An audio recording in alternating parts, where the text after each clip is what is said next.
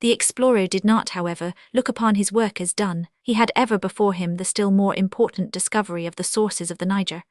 But the feeble state of his health, the setting in of the rainy season, the swelling of the rivers, the fears of his guides, who refused to accompany him into Coranco and Sulimano, though he offered them guns, amber beads, and even his horse, compelled him to give up the idea of crossing the Kong Mountains, and to return to St. Louis. Marlian had, however, opened several new lines in a part of Senegambia, not before visited by any European. It is to be regretted, says M.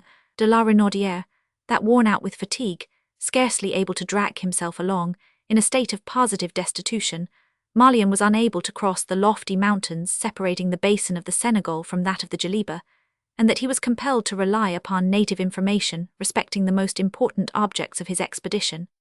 It is on the faith of the assertions of the natives that he claims to have visited the sources of the Rio Grande, Falim, Gambia, and Senegal. If he had been able to follow the course of those rivers to their fountainhead, his discoveries would have acquired certainty, which is, unfortunately, now wanting to them. However, when we compare the accounts of other travellers with what he says of the position of the source of the Bafing, or Senegal, which cannot be that of any other great stream, we are convinced of the reality of this discovery at least. It also seems certain that the two last springs are higher up than was supposed, and that the Djeliba rises in a yet loftier locality. The country rises gradually to the south and southeast in parallel terraces. These mountain chains increase in height towards the east, attaining their greatest elevation between lat. 8 degrees and degrees N. Such were the results of Marlian's interesting journey in the French colony of Senegal. The same country was the starting point of another explorer, René Cayley. Cayley, who was born in 1800 in the department of the Seine-et-Oise, had only an elementary education, but reading Robinson Crusoe had fired his youthful imagination with a zeal for adventure, and he never rested until, in spite of his scanty resources, he had obtained maps and books of travel. In 1816, when only 16 years old, he embarked for Senegal in the transport ship La Loire. At this time, the English government was organizing an inland exploring expedition under the command of Major Gray. To avoid the terrible Olmami of Timbo, who had been so fatal to Peddy, the English made for the mouth of the Gambia by sea. Woolley and the Gaboon were crossed, and the explorers penetrated into Bandu, which Marlian was to visit a few years later, a district inhabited by a people as fanatic and fierce as those of Fouta Djallon.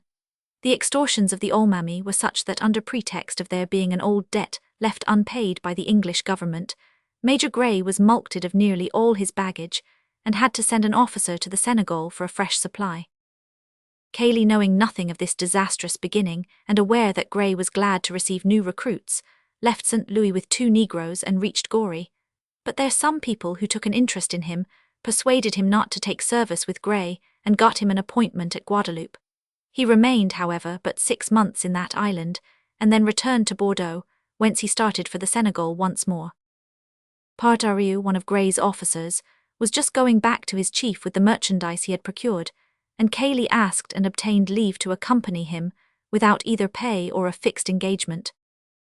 René Cayley. René Cayley. Facsimile of early engraving.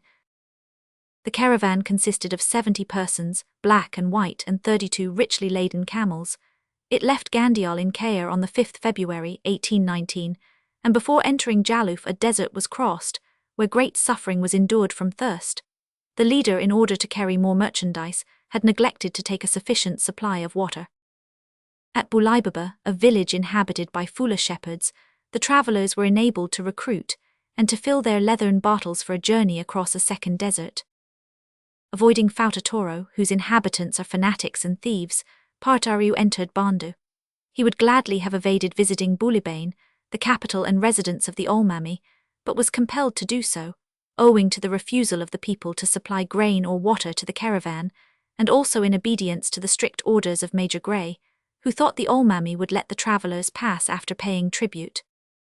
The terrible Olmami began by extorting a great number of presents, and then refused to allow the English to visit Bakel on the Senegal. They might, he said, go through his states, those of Carta to Cligo, or they might take the Fouta Toro route. Both these alternatives were equally impossible, as in either case the caravan would have to travel among fanatic tribes. The explorers believed the Olmami's object was to have them robbed and murdered without incurring the personal responsibility. They resolved to force their way. Preparations were scarcely begun for a start, when the caravan was surrounded by a multitude of soldiers, who, taking possession of the wells, rendered it impossible for the travellers to carry out their intentions. At the same time, the war drum was beaten on every side. To fight was impossible, a palaver had to be held. In a word, the English had to own their powerlessness. The Olmami dictated the conditions of peace, mulcted the whites of a few more presents, and ordered them to withdraw by way of Fauta Toro. Yet more, and this was a flagrant insult to British pride, the English found themselves escorted by a guard, which prevented their taking any other route. When night fell, they revenged themselves by setting fire to all their merchandise in the very sight of the Fulas, who had intended to get possession of them. The crossing of Fauta Toro among hostile natives was terribly arduous. The slightest pretext was seized for a dispute, and again violence seemed inevitable. Food and water were only to be obtained at exorbitant prices. At last one night Partariu, to disarm the suspicion of the natives, gave out that he could not carry all his baggage at once, and having first filled his coffers and bags with stones, he decamped with all his followers for the Senegal, leaving his tents pitched and his fires alight. His path was strewn with bales, arms, and animals. Thanks to this subterfuge and the rapidity of their march, the English reached Bakel in safety, where the French welcomed the remnant of the expedition with enthusiasm. He decamped with all his followers. Cayley, attacked by a fever which nearly proved fatal, returned to St. Louis, but not recovering his health there, he was obliged to go back to France. Not was he able to return to Senegal, which was then governed by Baron Roger, a friend to progress who was anxious pari passu, to extend our geographical knowledge with our commercial relations. Roger supplied Cayley with means to go and live amongst the Brackners, there to study Arabic and the Mussulman religion. Life amongst the suspicious and fanatic Moorish shepherds was by no means easy. The traveller, who had great difficulty in keeping his daily journal, was obliged to resort to all manner of subterfuges to obtain permission to explore the neighbourhood of his house. He gives us some curious details of the life of the Brackners, of their diet, which consists almost entirely of milk, of their habitations, which are nothing more than tents unfitted for the vicissitudes of the climate, of their gehus or itinerant minstrels, their mode of producing the excessive embonpoint which they consider the height of female beauty, the aspect of the country, the fertility and productions of the soil and sea. The most remarkable of all the facts collected by Cayley are those relating to the 5 distinct classes into which the Moorish Brackners are divided. These are the Hassins or warriors whose idleness, slovenliness and pride exceed belief, the Marabouts or priests, the Zenegs tributary to the Hassins, the Laratines, and the slaves. The Zenegs are a miserable class, despised by all the others but especially by the Hassins, to whom they pay a tribute which is of variable amount and is never considered enough. They do all the work, both industrial and agricultural, and rear all the cattle. In spite of my efforts, says Cayley, I could find out nothing about the origin of this people or ascertain how they came to be reduced to pay tribute to other Moors. When I asked them any questions about this, they said it was God's will. Can they be a remnant of a conquered tribe? And if so, how is it that no tradition on the subject is retained amongst them? I do not think they can be, for the Moors, proud as they are of their origin, never forget the names of those who have brought credit to their families. And were such the case, the Zenegs, who form the majority of the population and are skillful warriors, would rise under the leadership of one of their chiefs and fling off the yoke of servitude. Laratine is the name given to the offspring of a Moor and a Negro slave. Although they are slaves, the Laratines are never sold, but while living in separate camps, are treated very much like the Zenegs. Those who are the sons of Hassins are warriors, whilst the children of Marabouts are brought up to the profession of their father. The actual slaves are all Negroes. Ill-treated, badly fed, and flogged on the slightest pretext, there is no suffering which they are not called upon to endure. In May 1825, Cayley returned to St. Louis. Baron Roger was absent, and his representative was by no means friendly. The explorer had to content himself with the pay of a common soldier until the return of his protector, to whom he sent the notes he had made when amongst the Brackners, but all his offers of service were rejected. He was promised a certain sum on his return from Timbuktu, but how was he even to start without private resources? The intrepid Cayley was not, however, to be discouraged. As he obtained neither encouragement nor help from the colonial government, he went to Sierra Leone, where the governor, who did not wish to deprive Major Laing of the credit of being the first to arrive at Timbuktu, rejected his proposals. In the management of an indigo factory, Cayley soon saved money to the extent of 2,000 francs, a sum which appeared to him sufficient to carry him to the end of the world. He lost no time in purchasing the necessary merchandise, and joined some Mandingos and Sericalits, or wandering African merchants. He told them, under the seal of secrecy, that he had been born in Egypt of Arab parents, taken to France at an early age, and sent to Senegal to look after the business of his master, who, satisfied with his services, had given him his freedom. He added that his chief desire was to get back to Egypt and resume the Mohammedan religion. On the 22nd March 1827, Cayley left Freetown for Kakandi, a village on the Rio Nunes, where he employed his leisure in collecting information respecting the Landamas and the Nalas, both subject to the Fulas of Fouta Jalan, but not Mohammedans, and, as a necessary result, both much given to spirituous liquors. They dwell in the districts watered by the Rio Nunes, side by side with the Bagos, an idolatrous race who dwell at its mouth. The Bagos are light-hearted, industrious and skillful tillers of the soil. They make large profits out of the sale of their rice and salt. They have no king, no religion but a barbarous idolatry, and are governed by the oldest man in their village, an arrangement which answers very well. On the 19th April 1827, Cayley, with but one bearer and a guide, at last started for Timbuktu. He speaks favourably of the Fulas and the people of Fouta Jalan, whose rich and fertile country he crossed. The Bafing, the chief affluent of the Senegal, was not more than 100 paces across, and 1.5 feet deep where he passed it. But the force of the current, and the huge granite rocks encumbering its bed, render it very difficult and dangerous to cross the river. After a halt of 19 days in the village of Cambia, the home of the guide who had accompanied him thus far, Cayley entered Kankan, crossing a district intersected by rivers and large streams, which were then beginning to inundate the whole land. On the 30th May the explorer crossed the Tankiso, a large river with a rocky bed belonging to the system of the Niger, and reached the latter on the 11th June at Kuranassa. Cayley crossing the Tankiso. Even here, says Cayley, so near to its source, the Niger is 900 feet wide, with a current of 2.5 miles. Before we enter Kankan with the French explorer, it will be well to sum up what he says of the Fulas of Fouta. They are mostly tall, well-made men, with chestnut-brown complexions, curly hair, lofty foreheads, aquiline noses, features in fact very like those of Europeans. They are bigoted Mohammedans and hate Christians. Unlike the Mandingos, they do not travel but love their home. They are good agriculturists and clever traders, warlike and patriotic, and they leave none but their old men and women in their villages when they go to war. The town of Kankan stands in a plain surrounded by lofty mountains. The bambax, baobab and buttertree, also called the she of Mungo Park, are plentiful. Cayley was delayed in Kankan for 28 days before he could get on to Sambatikala, and during that time he was shamefully robbed by his host, and could not obtain from the chief of the village restitution of the goods which had been stolen.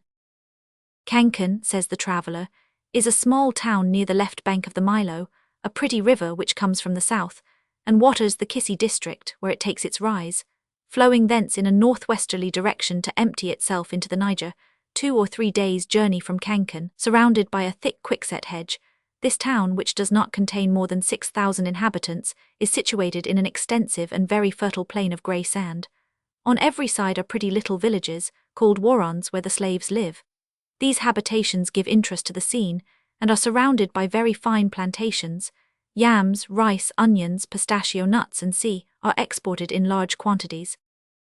Between Kankan and Wasalo the road led through well-cultivated, and at this time of year nearly submerged districts.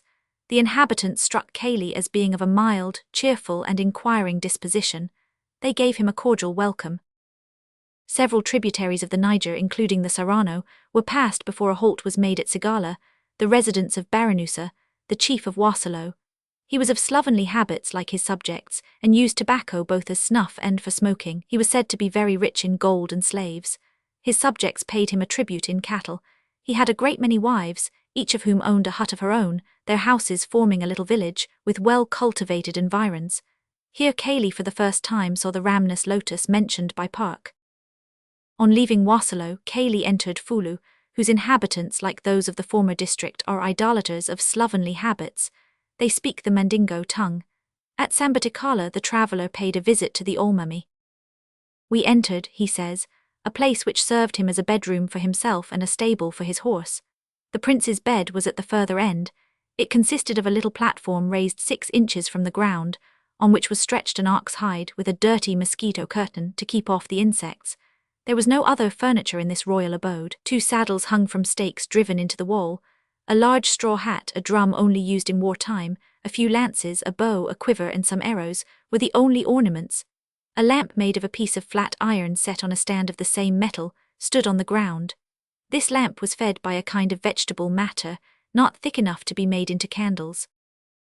The Olmami soon informed Cayley of an opportunity for him to go to Taimé, whence a caravan was about to start for Jenne. The traveller then entered the province of Bambara, and quickly arrived at the pretty little village of Taimé, inhabited by Mohammedan Mandingos, and bounded on the east by a chain of mountains about 350 fathoms high. When he entered this village at the end of July, Cayley little dreamt of the long stay he would be compelled to make in it. He had hurt his foot, and the wound became very much inflamed by walking in wet grass. He therefore decided to let the caravan for Jenne go on without him, and remain at Taimé until his foot should be completely healed. It would have been too great a risk for him in his state to travel through Bambara, where the idolatrous inhabitants of the country would be pretty sure to rob him. The Bambaras, he says, have few slaves, go almost naked, and are always armed with bows and arrows. They are governed by a number of petty independent chiefs, who are often at war with one another. They are in fact rude and wild creatures as compared with the tribes who have embraced Mohammedanism. Cayley was detained at Taimé by the still unhealed wound in his foot, until the 10th November. At that date he proposed starting for Jenne, but to quote his own words, "I was now seized with violent pains in the jaws, warning me that I was attacked with scurvy, a terrible malady, all the horrors of which I was to realize. My palate was completely skinned, part of the bone came away, my teeth seemed ready to fall out of the gums, my sufferings were terrible. I feared that my brain might be affected by the agony of pain in my head. I was more than a fortnight without an instant's sleep." To make matters worse, the wound broke out afresh, and he would have been cured neither of it nor of the scurvy had it not been for the energetic treatment of an old negress, who was accustomed to doctor the scorbutic affections, so common in that country. On the 9th January, 1828, Cayley left Taimé and reached Kimba, a little village where the caravan for Jenne was assembled. Near to this village rises the chain erroneously called Kong, which is the general name for mountain amongst the Mandingos. The names of the villages entered by the travellers and the incidents of the journey through Bambara are of no special interest. The inhabitants are accounted great thieves by the Mandingos, but are probably not more dishonest than their critics. The Bambara women all wear a thin slip of wood embedded in the lower lip, a strange fashion exactly similar to that noticed by Cook amongst the natives of the northwestern coast of America. The Bambaras speak Mandingo, though they have a dialect of their own called Kisser, about which the traveller could obtain no trustworthy written information. Jenne was formerly called the Golden Land. The precious metal is not, however, found there, but a good deal is imported by the Bure merchants and the Mandingos of Kong. Jenne, 2.5 miles in circumference, is surrounded by a mud wall 10 feet high. The houses, built of bricks baked in the sun, are as large as those of European peasants. They have all terraces but no outer windows. Numbers of foreigners frequent Jenne. The inhabitants, as many as 8 or 10,000, are very industrious and intelligent. They hire out their slaves and also employ them in various handicrafts. The Moors, however, monopolize the more important commerce. Not a day passes that they do not dispatch huge boats laden with rice, millet, cotton, honey, vegetable butter, and other native products. In spite of this great commercial movement, the prosperity of Jenne was threatened. Sego Amadou, chief of the country, impelled by bigoted zeal, made fierce war upon the Bambaras of Sego, whom he wished to rally round the standard of the Prophet. This struggle did a great deal of harm to the trade of Jenne, for it interrupted intercourse with Yamana, Sansanding, Bamako and Bure, which were the chief marts for its produce. The women of Jenne would not be true to their sex if they did not show some marks of coquetry. Those who aim at fashion pass a ring or a glass ornament through the nostrils, whilst their poorer sisters content themselves with a bit of pink silk. During Cayley's long stay at Jenne, he was loaded with kindness and attentions by the Moors, to whom he had told the fabulous tale about his birth in Egypt, and abduction by the Army of Occupation. On the 23rd March, the traveller embarked on the Niger for Timbuktu, on which the sheriff, won over by the gift of an umbrella, had obtained a passage for him. He carried with him letters of introduction to the chief persons in Timbuktu. Cayley now passed in succession the pretty villages of Kira, Taigsha, Sankagabila, Dibe and Isaka, near to which the river is joined by an important branch, which makes a great bend beyond Sego, catching sight also of Wandakora, Wanga, Korakoila and Kana, finally reaching on the 2nd of April the mouth of the important Lake Debo. Land, says Cayley, is visible on every side of this lake except on the west, where it widens out like a vast inland sea. Following its northern coast in a west-northwest direction for a distance of 15 miles, you leave on the left a tongue of level ground, which runs several miles to the south, seeming to bar the passage of the lake, and form a kind of strait. Beyond this barrier the lake stretches away out of sight in the west. The barrier I have just described cuts Lake Debo into two parts, the upper and lower. That navigable to boats contains 3 islands and is very wide. It stretches away a short distance on the east, and is supplemented by an immense number of huge marshes. One after the other, Cayley now passed the fishing village of Gababai, Tungun in the Diriman country, a district stretching far away on the east, Kodosa, an important commercial town, Barkanga, Leleb, Garfalo, Barakandi, Tursi, Talbakoila, Salakoila, Kora, Koratu, where the tourists exact a toll from passing boats, and finally reached Cabra, built on a height out of reach of the overflowing of the Niger, and serving as the port of Timbuktu. On the 20th, Cayley disembarked, and started for that city, which he entered at sundown. I at last, cries our hero, saw the capital of the Soudan, which had so long been the goal of my desires. As I entered that mysterious town, an object of curiosity to the civilized nations of Europe, I was filled with indescribable exultation. I never experienced anything like it, and my delight knew no bounds, but I had to moderate my transports, and it was to God alone I confided them. With what earnestness I thanked him for the success which had crowned my enterprise, and the signal protection he had accorded me in so many apparently insurmountable difficulties and perils. My first emotions having subsided, I found that the scene before me by no means came up to my expectations. I had conceived a very different idea of the grandeur and wealth of this town. At first sight it appeared nothing more than a mass of badly built houses, whilst on every side stretched vast plains of arid, yellowish, shifting sands. The sky was of a dull red colour on the horizon. All nature seemed melancholy. Profound silence prevailed, not so much as the song of a bird was heard. And yet there was something indescribably imposing in the sight of a large town rising up in the midst of the sandy desert, and the beholder cannot but admire the indomitable energy of its founders. I fancy the river formerly passed nearer the town of Timbuktu. It is now 8 miles north of it and 5 of Cabra. View of part of Timbuktu. View of part of Timbuktu. Facsimile of early engraving. Timbuktu, which is neither so large nor so well populated as Cayley expected, is altogether wanting in animation. There are no large caravans constantly arriving in it, as at Jenne, nor are there so many strangers there as in the latter town, whilst the market, held at 3 o'clock in the morning on account of the heat, appears deserted. Timbuktu is inhabited by Kisser Negroes, who seem of mild dispositions and are employed in trade. There is no government and, strictly speaking, no central authority. Each town and village has its own chief. The mode of life is patriarchal.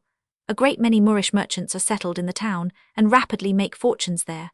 They receive consignments of merchandise from Adrar, Tafilit, Got, Gadames, Algiers, Tunis and Tripoli. To Timbuktu is brought all the salt of the mines of Taudani, packed on camels.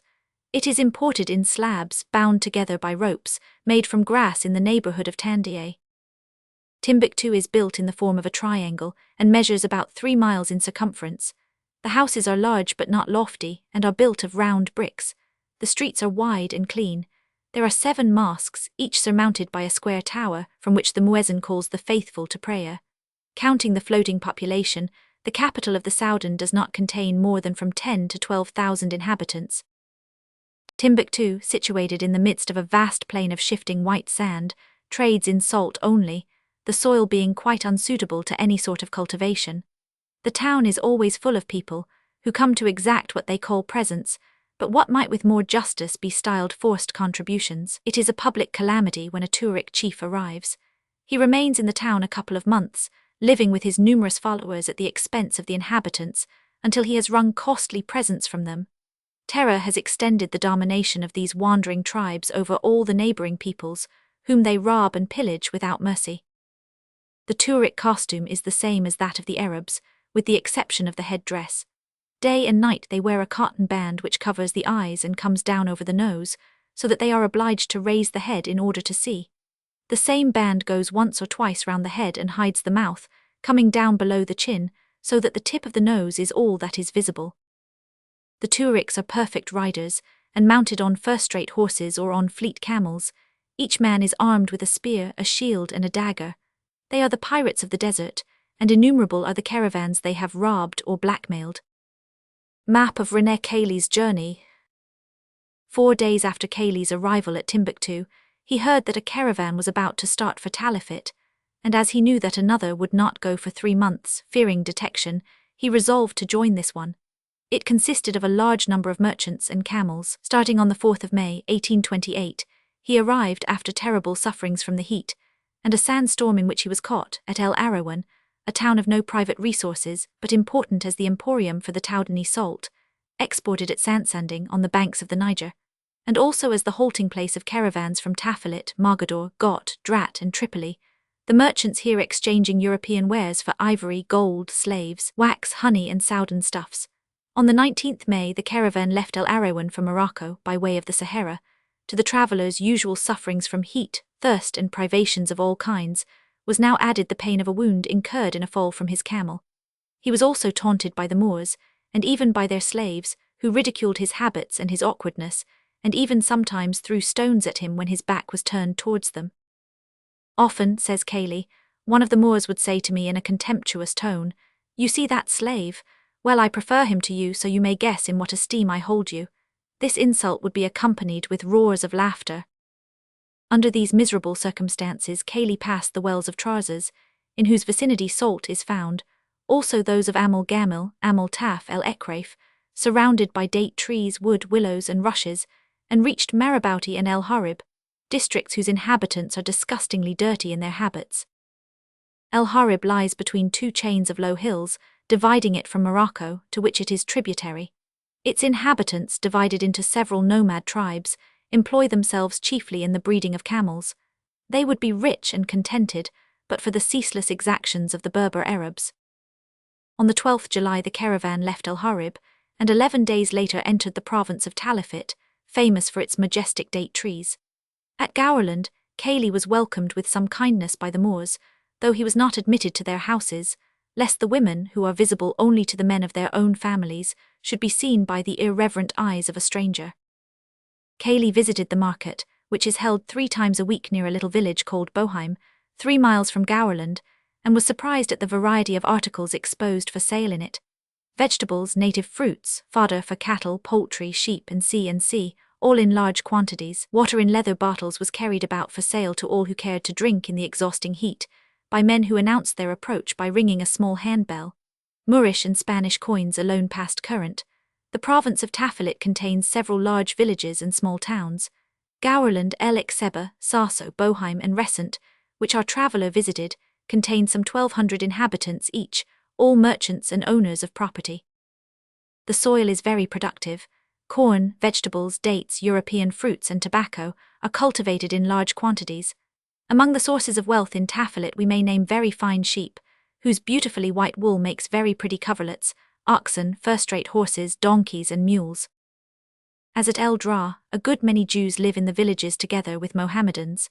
They lead a miserable life, go about half-naked, and are constantly struck and insulted. Whether brokers, shoemakers, blacksmiths, porters, or whatever their ostensible occupation, they all lend money to the Moors.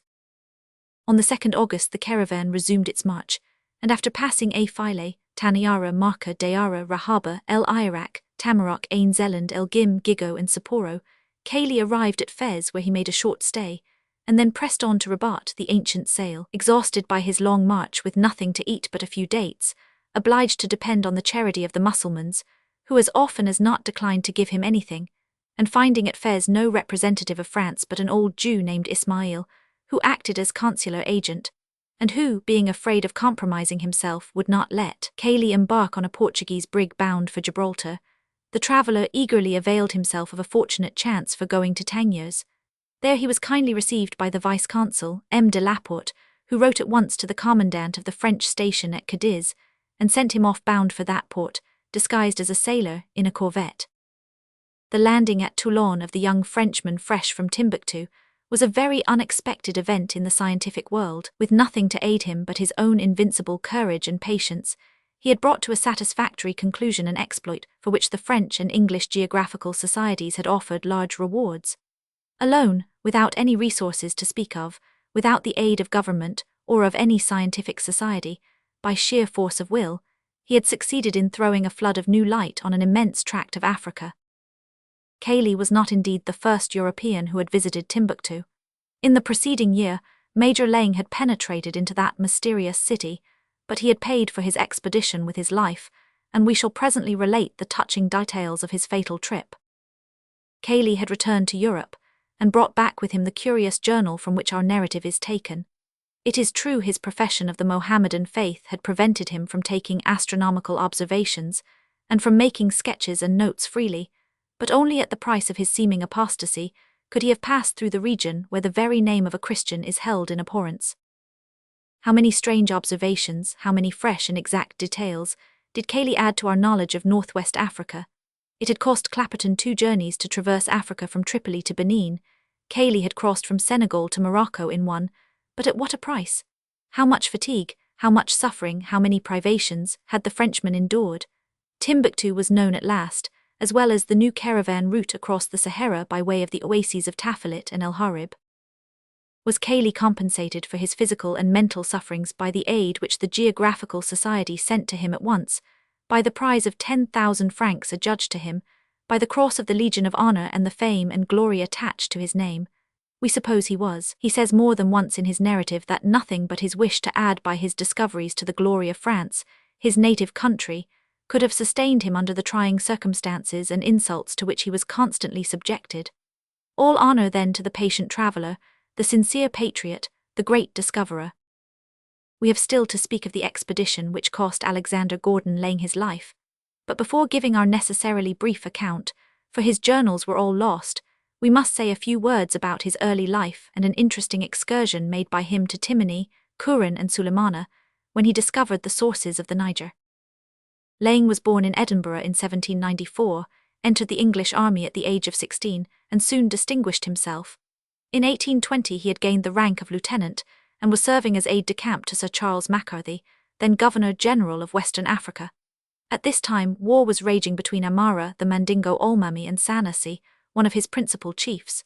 Trade had never been very flourishing in Sierra Leone, and this state of things dealt it its death blow. Macarthy, anxious to put matters on a better footing, determined to interfere and bring about a reconciliation between the rival chiefs. He decided on sending an embassy to Cambia, on the borders of the Skercies, and from thence to Malakuri and the Mandingo camp. The enterprising character, intelligence, and courage of Laing led to his being chosen by the governor as his envoy, and on the 7th January, 1822, he received instructions to report on the manufactures and topography of the provinces mentioned, and to ascertain the feeling of the inhabitants on the abolition of slavery. A first interview with Uredi, leader of the Sulemana troops accompanying the Olmami, proved that the Negroes of the districts under notice had only the vaguest ideas on European civilization, and that they had had but little intercourse with the whites. Every article of our dress, says Laing, was a subject of admiration. Observing me pull off my gloves, Uredi stared, covered his widely opened mouth with his hands, and at length exclaimed, Allah Akbar. He has pulled the skin off his hands. By degrees, and as he became more familiar, he alternately rubbed down Dr. Mackey's hair and mine, then indulging himself in a loud laugh, he would exclaim, They are not men, they are not men. He repeatedly asked my interpreter if we had bones. These preliminary excursions, during which Laing ascertained that many Sulemanas owned a good deal of gold and ivory, led to his asking the governor's sanction to explore the districts to the east of the colony, with a view to increasing the trade of Sierra Leone by admitting their productions. Macarthy liked Laing's proposal and submitted it to the council. It was decided that Laing should be authorized to penetrate into Sulemana by the most convenient route for future communications.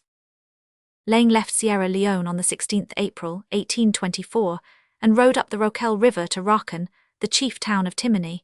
His interview with the king of Rakan was extremely amusing. To do him honor, Laing had a salvo of 10 charges fired as he came into the court in which the reception was to be held. At the noise the king stopped, drew back, darted a furious look at his visitor and ran away. It was with great difficulty that the cowardly monarch was induced to return. At last he came back, and seating himself with great dignity in his chair of state, he questioned the major. He wished to know, says Laing, why he had been fired at, and was with some difficulty persuaded that it had been done out of honor to him. Why did you point your guns to the ground? That you might see our intention was to show you respect. But the pebbles flew in my face. Why did you not point in the air? Because we feared to burn the thatch on your houses. Well then, give me some rum. Needless to add that the interview became more cordial after the major had complied with this request. The portrait of the Timony monarch deserves a place in our volume for more than one reason. It is a case of ab uno disse omnes. Bar Simra, to quote Laing again, the principal chief or king of this part of the Timony country is about 90 years of age, with a mottled, shriveled-up skin, resembling in color that of an alligator more than that of a human being, with dim, greenish eyes, far sunk in his head, and a bleached, twisted beard, hanging down about 2 feet from his chin. Like the king of the opposite district, he wore a necklace of coral and leopard's teeth, but his mantle was brown and dirty as his skin. His swollen legs, like those of an elephant, were to be observed from under his trousers of baft, which might have been originally white, but from the wear of several years had assumed a greenish appearance. Like his predecessors in Africa, Laing had to go through many discussions about the rite of passage through the country and bearers' wages, but thanks to his firmness, he managed to escape the extortions of the Negro kings. The chief halting places on the route taken by the major were Toma, where a white man had never before been seen, Balandico, Rochnik, which he ascertained to be situated in Lat, 8 degrees 30, and W long, 12 degrees 11, Mabung, beyond a very broad stream flowing north of the Rochelle, and Mayaso, the chief frontier town of Timony. In Timony, Laing made acquaintance with a singular institution, a kind of Freemasonry known as Pura, the existence of which on the borders of the Rio Nunes had been already ascertained by Cayley. Their power, says Laing, supersedes even that of the headmen of the districts, and their deeds of secrecy and darkness are as little called in question or inquired into as those of the Inquisition were in Europe in former years. I have endeavored in vain to trace the origin or cause of formation of this extraordinary association, and have reason to suppose that it is now unknown to the generality of the Timonies, and may possibly be even so to the Pura themselves, in a country where no traditionary records are extant, either in writing or in song. So far as Laing could ascertain, Timony is divided into 3 districts. The chief of each arrogates to himself the title of king. The soil is fairly productive, and rice, yams, guavas, earth nuts, and bananas might be grown in plenty, but for the lazy, vicious, and avaricious character of the inhabitants who vie with each other in roguery.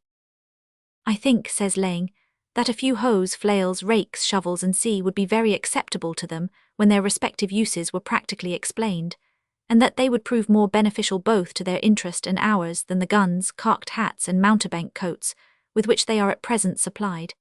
In spite of our traveller's philanthropic wish, things have not changed since his time. The Negroes are just as fond of intoxicating drinks, and their petty kings still go about wearing on grand occasions hats the shape of an accordion, and blue coats with copper buttons, with no shirts underneath. The maternal sentiment did not seem to Laing to be very fully developed amongst the people of Timony, for he was twice roundly abused by women for refusing to buy their children of them.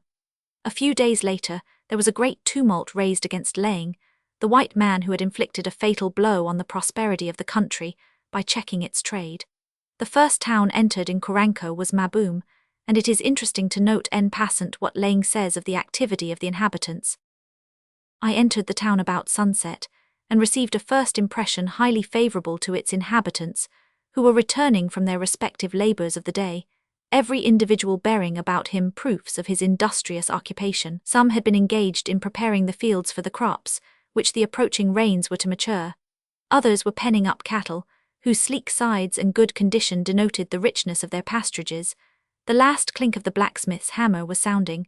The weaver was measuring the quantity of cloth he had woven during the day, and the gorange or worker in leather was tying up his neatly stained pouches, shoes, knife scabbards, and the work of his handicraft in a large kataku or bag, while the crier at the mosque, with the melancholy call of Allah Akbar, uttered at measured intervals, summoned the devout Moslems to their evening devotions.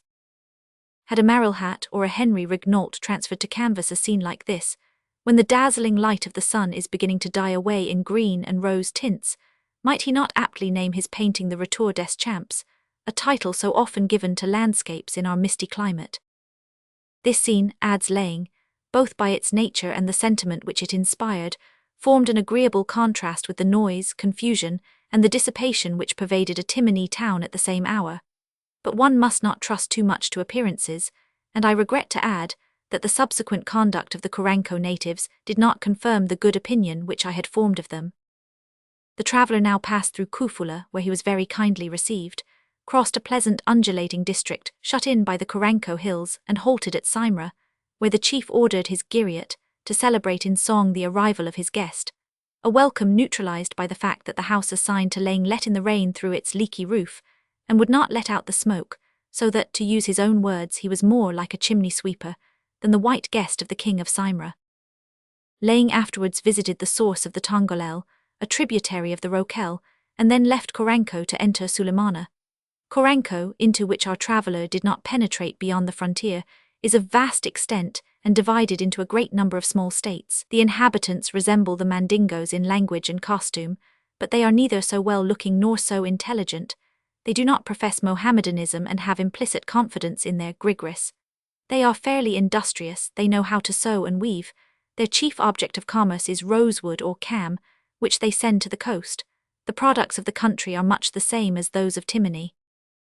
Comia en Lat, 9 degrees 22, is the first town in Sulemana. Laing then visited Semba, a wealthy and populous city, where he was received by a band of musicians, who welcomed him with a deafening if not harmonious flourish of trumpets, and he finally reached Falaba, the capital of the country. The king received Laing with special marks of esteem. He had assembled a large body of troops whom he passed in review, making them execute various maneuvers accompanied by the blowing of trumpets, beating of tambourines, and the playing of violins and other native instruments. This fantasia almost deafened the visitor. Then came a number of Giriots, who sang of the greatness of the king, the happy arrival of the major, with the fortunate results which were to ensue from his visit for the prosperity of the country and the development of commerce. Laing profited by the king's friendliness to ask his permission to visit the sources of the Niger, but was answered by all manner of objections on the score of the danger of the expedition. At last, however, His Majesty yielded to the persuasions of his visitor, telling him that, as his heart panted after the water, he might go to it. The major had not, however, left Falaba 2 hours before the permission was rescinded, and he had to give up an enterprise which had justly appeared to him of great importance. A few days later he obtained leave to visit the source of the Rokel or Sale Congo, a river of which nothing was known before his time beyond Rocken. From the summit of a lofty rock, Laing saw Mount Loma, the highest of the chain of which it forms part. The point, says the traveller, from which the Niger issues was now shown to me, and appeared to be at the same level on which I stood, viz. 1,600 feet above the level of the Atlantic, the source of the Rokel, which I had already measured, being 1,470 feet.